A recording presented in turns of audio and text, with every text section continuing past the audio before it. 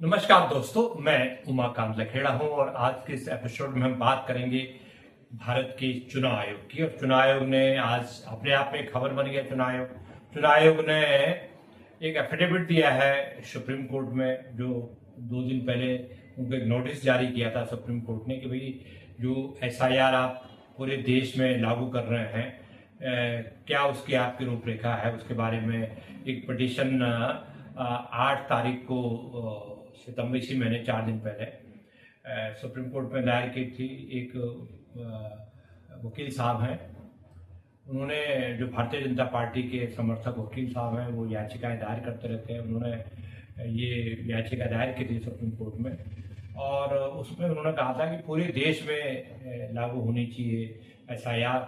तो ये तो इलेक्शन कमीशन पहले भी कह चुका है। कुछ दिन पहले खबरें लीक करके इन्होंने 2-4 बार बता चुके हैं कि पूरे देश में एसआईआर लागू करेंगे। जब बिहार में एसआईआर चल रहा था, जब राहुल गांधी वोट अधिकार यात्रा पर और वोट चोरी के खिलाफ कैंपेन चल रहे थे, तब इन्होंने कहा कि हम पूरे देश में करेंगे। तो ये पहली बार हुआ कि आज जो है फिर से चुनाव आयोग ने एक किस्म से धमका दिया और एक किस्म से कहा है कि हम बेलगाम हैं, इलेक्शन कमीशन बेलगाम है, आप हमको डिक्टेट नहीं कर सकते, हम तय करेंगे कि कब पूरे देश में मतदाता पुनरीक्षण का टाइमिंग क्या है, कब होना है, क्या होना है, ये आप हमें बताने वाले कौन होते हैं। तो ये पहली बार हो रहा है कि भारत सरकार की कोई इंस्टीट्यूशन, चाहे वो सामान्य इंस्टीट्यूशन हो या ऑटोनमस इंस्टीट्यूशन हो, वो सुप्रीम कोर्ट को लाल आंखें दिखा रहा है। जबकि एसआईआर का जो पूरा मुद्दा था, जो बिहार में जिस तरह से एसआईआर हुई जब चुनाव सर पर थे, तो ये बात सामने आई कि जो एकदम ऐन चुनाव के कुछ हफ्तों पहले आप एक ताबड़तोड़ एसआईआर और 1 करोड़ मतदाताओं को मतदाता सूचियां संदिग्ध बनाना, उसमें काफी लोगों को बाहर करना, काफी लोगों को अंदर करना, जो जिंदा लोग हैं उनको मरा हुआ घोषित करना, जो मर गए उनको जिंदा घोषित करना, इस तरह की सारी जो खामियां थी इलेक्शन कमीशन की जब बिहार में सामने आई और बड़े पैमाने पर लोग मतदाताओं के वोट चोरी करने के मुद्दे जो सामने आए। और कर्नाटक की जो सीट है जिसपर राहुल गांधी ने प्रेस कॉन्फ्रेंस करके पूरा पोथा निकाल करके कलई खोल दी इलेक्शन कमीशन ऑफ इंडिया की, उनके झूठ को बेनकाब कर दिया, उनके दावों को बेनकाब कर दिया। महाराष्ट्र में भी यही शिकायतें हैं, इलेक्शन कमीशन जिस तरह से काम कर रहा है। और मोदी जी की जो सीट है बनारस, वहां की शिकायतें हैं। समाजवादी पार्टी ने करल विधानसभा बाई इलेक्शन में इस तरह की बेईमानी और धोखाधड़ी और धांधली की बातें उठाई हैं। तो ऐसी दशा में ऐसा लगता है कि चुनाव आयोग एकदम बहुत चढ़ा हुआ है। और ऐसे ही इलेक्शन कमीशन की तो पोल पट्टी है, कुछ दिन में जो हाइड्रोजन बम फटने वाला है, जो राहुल गांधी ऑलरेडी उसका रोड मैप जारी कर चुके हैं, किसी भी दिन भी उसकी घोषणा हो सकती है। तो इलेक्शन कमीशन अब एक बार फिर से अपनी ताकत दिखाना चाहता है, जिसको ये भी कह सकते हैं कि खिसियानी बिल्ली खंबा नोची वाली चीजें भी हो सकती है। और ये याचिका दायर हुई है जो अभी, जिस पर ताजा उन्होंने सुप्रीम कोर्ट ने डायरेक्शन दिया और इलेक्शन कमीशन ने एफिडेविट जारी किया, सबमिट किया सुप्रीम कोर्ट में। तो ऐसा लगता है कि जो इलेक्शन कमीशन की भाव भंगिमाएं बता रही है कि वो पूरी तरह इलेक्शन कमीशन पूरी तरह सुप्रीम कोर्ट के जुरिडिक्शन से या उनकी जो नोटिस हो रही है, जिस तरह से सुप्रीम कोर्ट ने आधार कार्ड पर जब ये मान नहीं रहे थे, 22 सितंबर को सुप्रीम कोर्ट ने साफ साफ कहा था कि आप इसको मानिए आधार कार्ड को। उसके बाद भी सुप्रीम कोर्ट ये खबरें लीक करवा रहा था अखबारों के लिए कि नहीं, हम इसको नहीं मानेंगे इलेक्शन कमीशन। तो इसे 2 दिन पहले 3 दिन पहले सुप्रीम कोर्ट को दोबारा एक स्पेशल ऑर्डर जारी करना पड़ा, जिसमें इलेक्शन कमीशन की जबरदस्त फजीहत हुई। और इससे ये साबित हो गया कि इलेक्शन कमीशन जिस मनमाने ढंग से जो एसआईआर वोटों के पुनरीक्षण की जो प्रक्रिया उन्होंने बिहार में मनमाने ढंग से बेढंगे तरीके से उन्होंने लागू कर दी, उसकी पूरी हवा निकल गई। तो इस समय तो ये हो गया कि जिस तरह से आपने पूरे सर पे उठाया हुआ था पूरे बिहार को, पूरे देश को, तो वो सारी चीजें तो बेमतलब की साबित हो गई। और ये जो सबसे बड़ा मुद्दा है कि देखिए कि ये जो इलेक्शन कमीशन क्यों नहीं इंटरफेयर करे। आप जो है, सवाल यह है कि जब आप इस तरह से मनमाने करेंगे लोगों के नागरिक अधिकारों का उल्लंघन करेंगे तो जाहिर सी बात है कि सुप्रीम कोर्ट उसमें अपना हस्तक्षेप करेगा। सुप्रीम कोर्ट क्यों नहीं करेगा? सुप्रीम कोर्ट ने इसीलिए बहुत क्लियर कट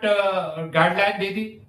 बता दिया कि आप आधार कार्ड को मानेंगे, मानना पड़ेगा। और इस समय सुप्रीम कोर्ट ने जो जो सवाल उठाए कि भाई आधार कार्ड को क्यों नहीं मानेंगे आप, पासपोर्ट को क्यों, जब आप मान रहे हैं तो आधार कार्ड को क्यों नहीं मानेंगे? आधार कार्ड को एक पहचान पत्र तो है, इससे ज्यादा तो कुछ नहीं है। आधार कार्ड पहचान पत्र है, पहचान पत्र को आपको मानना पड़ेगा। तो ये जो सारी चीजें हुई है, इसमें एक चीज बहुत साफ हुई है सुप्रीम कोर्ट ने कि सुप्रीम कोर्ट ने जिसको कहते हैं नाक रगड़ ली, जिसको कहते हैं एक देसी भाषा में थूक के चाटा भी बोल सकते हैं कि भाई आप कहां जा रहे थे और आपकी जो पूरी जो कसरत है वो कसरत आपकी जो है बेईमानी साबित कर दी सुप्रीम कोर्ट ने, क्योंकि आपके पास कोई तर्क नहीं थे, कोई लॉजिक नहीं थे कि आप आधार कार्ड को क्यों नहीं मानेंगे। और साफ से आपकी मंशा जाहिर होगी कि आप जो सीमांचल बिहार में जो आप वोटर सूची से लोगों के नाम गायब करने की तैयारी कर रहे थे, उस पर आपकी पूरी चीजों पर, पूरी योजना पर पानी फिर गया। और ये भी चीज है कि जो तर्क इस समय चुनाव आयोग सुप्रीम कोर्ट को लाल आंखें दिखा करके जो तर्क पेश कर रहा है कि आपको कोई अधिकार नहीं है कि हमारे अधिकार क्षेत्र में हमको डिक्टेशन देने का, हम तय करेंगे, हम एक ऑटोनमस बॉडी है। तो यही तर्क तो चुनाव आयोग ने सुप्रीम कोर्ट को दिए थे पिछले साल कि ये बताइए कि आप इलेक्ट्रल बॉन्ड जो बड़े पैमाने पर काला धन और गलत पैसा, उलझुल रुपया, बेनामी कंपनियों से, ऐसी कंपनियां जो घाटे में चल रही, उनसे करोड़ों रुपए का चंदा लिया, जो एग्जिस्ट नहीं करती, जिनका अस्तित्व नहीं है, उनसे भारतीय जनता पार्टी के अकाउंट में जो पैसा गया इलेक्ट्रल बॉन्ड के जरिए गया, उसके बारे में भी तो इलेक्शन कमीशन ने सुप्रीम कोर्ट को चुनौती दी थी कि भाई आपको कोई अधिकार नहीं है, हम ये तो हम तय करेंगे और हम नहीं बताएंगे जानकारी। लेकिन सुप्रीम कोर्ट और एडीआर, जो कि एडीआर जो है, एडीआर की जो याचिका थी, वो एडीआर जब पीछे पड़ गई और एडीआर ने जब ये जोर दिया सुप्रीम कोर्ट में कि नहीं, आपको बताना पड़ेगा कि ये जो लोग हैं जो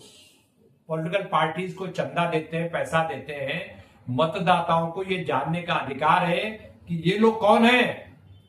कि क्या वेशभूषा है इन लोगों की, ये उद्योगपति है, कॉमन मैन है, ये पैसा देश से आ रहा, विदेश से आ रहा, ये काला धन है, सफेद धन है, कौन सा धन है। तो जब सुप्रीम कोर्ट में ये याचिकाएं दायर हुई तो फिर चुनाव आयोग की सिट्टी पिट्टी गुम हुई। तो फिर चुनाव आयोग को वो जो सारे नाम जो थे वो सारे नाम अपलोड करने पड़े। मोदी सरकार की, भारतीय जनता पार्टी की पोल खुली और वो सारे जो दागी लोगों से, भारतीय जनता पार्टी ऐसे ठेकेदारों से, मीट के व्यापारियों से, जो मीट सप्लाई एक्सपोर्ट करते हैं, उनके यहाँ से जो गाय का, भैंस का मांस सप्लाई करते हैं, उन लोगों से आप चंदा लेते हैं और चंदा उसको छिपाने की कोशिश कर रहे थे। और इलेक्शन कमीशन उस झूठ को, भारतीय जनता पार्टी के चेहरे पर जो कालिक है उसको ढकने की कोशिश कर रहा था। तो चुनाव इलेक्शन कमीशन ने एडीआर के प्रेशर्स में, उन याचिकाओं के प्रेशर्स में बाध्य कर दिया इलेक्शन कमीशन ऑफ इंडिया को कि जो है आप ये नाम आप छिपा नहीं सकते। और यही चीजें जो है ना, ये चीजें इसलिए साबित हो रही है कि इलेक्शन कमीशन को लगता है कि देखिए हम तो ऑटोनमस बॉडी है। उसका सबसे बड़ा कारण है कि इलेक्शन कमीशन की जो तैनाती है, चुनाव आयुक्तों की जो तैनाती का काम प्रधानमंत्री ने अपने हाथ में ले लिया। अब इनके जो रिपोर्टिंग बॉस है इलेक्शन कमीशन के, व्यावहारिक तौर पर तो प्रधानमंत्री का कार्यालय उनका रिपोर्टिंग बॉस हो गया। तो चुनाव आयोग की जो जनता के प्रति और देश के संविधान के प्रति और देश के वोटर्स के प्रति जो उत्तरदायित्व होता है, उससे बचने की कोशिश कर रहा है, क्योंकि उनको लगता है कि जो सरकार में है, जो सत्ता में है, हमको किसी भी तरह उनको खुश रखने की कोशिश कर रहे हैं। और ज्ञानेश कुमार, उनका जो पूरा चुनाव आयोग है, वो ये सब इसी काम पे लगा हुआ है कि कैसे सरकार को उनके संकटों से बचाया जाए, सरकार का संकट मोचक बना जाए। और अब चूंकि इलेक्शन कमीशन की क्रेडिबिलिटी पूरी तरह दांव पर तो नहीं कहेंगे खत्म हो चुकी है, कोई क्रेडिबिलिटी चुनाव आयोग की नहीं बची हुई है, क्योंकि उसके जो कृत्य थे, उसके जो कारण थे, उसके जो वो स्पष्ट हो गए, पूरी दुनिया के सामने बेनकाब हो गए। और वोट चोरी अभियान जो है वो बेसिकली तो इलेक्शन कमीशन के खिलाफ है। अब वोट चोरी के मामले में जो मुद्दे उठाए गए और किस तरह से वो धमका रहे थे कि अगर कोई माफी नहीं मांगेगा और कोई इस तरह से चुनाव आयोग को जो आप हम चुनाव कराते हैं, हमारी जो प्रक्रिया है वो फुल प्रूफ है, और उसको SIR की जो प्रक्रिया है उस पर सवाल उठाने वालों के खिलाफ उनको माफी मांगनी चाहिए, नहीं तो हम फिर देख लेंगे। तो इस तरह के तेवर में ज्ञानेश कुमार जो बातें कर रहे थे, तो मुझे लग रहा है कि अब दोबारा उन्होंने फिर सर उठाने की कोशिश की है क्या मुझे, और इसके बाद भी मुझे नहीं लगता कि सुप्रीम कोर्ट झुकने को तैयार होगा, और सुप्रीम कोर्ट निश्चित रूप से चुनाव आयोग को फिर उसकी जगह दिखाने की कोशिश करेगा कि आपको ये पूछने का अधिकार है, या आंखें तरेने का अधिकार या आंखें दिखाने का अधिकार नहीं है, क्योंकि जो भारत का जो देश का जो सुप्रीम कोर्ट है उसका काम है ये देखना कि क्या देश के नागरिकों का हनन तो नहीं हो रहा, उनके अधिकारों का हनन तो नहीं हो रहा। ये भारत के संविधान में जो प्रदत्त जो शक्तियां हैं उनका कोई उल्लंघन तो नहीं हो रहा। जो बुनियादी अधिकार है नागरिकों के, फंडामेंटल राइट्स हैं, और फंडामेंटल राइट्स में अगर किसी सिटीजन को, किसी नागरिक को, देश के नागरिक को आप ये कहेंगे कि नहीं आपका नागरिकता तय करने का काम भी सुप्रीम कोर्ट को कहेगा कि नागरिकता भी हम तय करेंगे, और सुप्रीम कोर्ट बार बार चुनाव आयोग को ये कह चुका है कि आप बार बार सुन लीजिए, इस बात को नोट कीजिए कि आप भारत के जो लोग हैं, भारत में जो पैदा हुए हैं, भारत के जो नागरिक हैं, उनको आप उनकी नागरिकता तय करने के काम में मत पड़िए, झंझट में मत पड़िए। आप देश में केवल चुनाव करवाइए, जो वोटर लिस्ट है उसके आधार पर चुनाव करवाइए, और ये नागरिकता तय करने का जो झमेला है इसके लिए तो भारत सरकार बैठी है। भारत का गृह मंत्रालय का क्या काम है? वो भारत का गृह मंत्रालय करेगा ना, ये तय करेगा कि भारत का नागरिक कौन है, क्या क्या नहीं है। तो ये ऐसा लग रहा है कि एक दोबारा चुनाव आयोग जो सर उठाने की कोशिश कर रहा है, उससे ये लगता है कि एक बार फिर चुनाव आयोग की छिछालेदर होनी है, और आने वाले 2-4 दिन में हम देखेंगे कि जब ये जो वोट चोरी का जो भंडाफोड़ होना है उसमें इलेक्शन कमीशन किस तरह से कटघरे में खड़ा हो रहा है या हो जाएगा, उसके बारे में सबको इंतजार है। इस मुद्दे पर और भी जो भी नई जानकारियां होंगी और नए डेवलपमेंट होंगे, उन सब से आपको हम समय समय पर रूबरू कराते रहेंगे। आज के एपिसोड में इतना ही। मैं आपसे एक बार फिर अनुरोध करूंगा कि जिन भी साथियों ने ये हमारा YouTube चैनल को सब्सक्राइब नहीं किया है, कृपया सब्सक्राइब का बटन दबाएं और हमें हमारा हौसला बढ़ाएं। अगले वीडियो तक के लिए नमस्कार, बहुत धन्यवाद।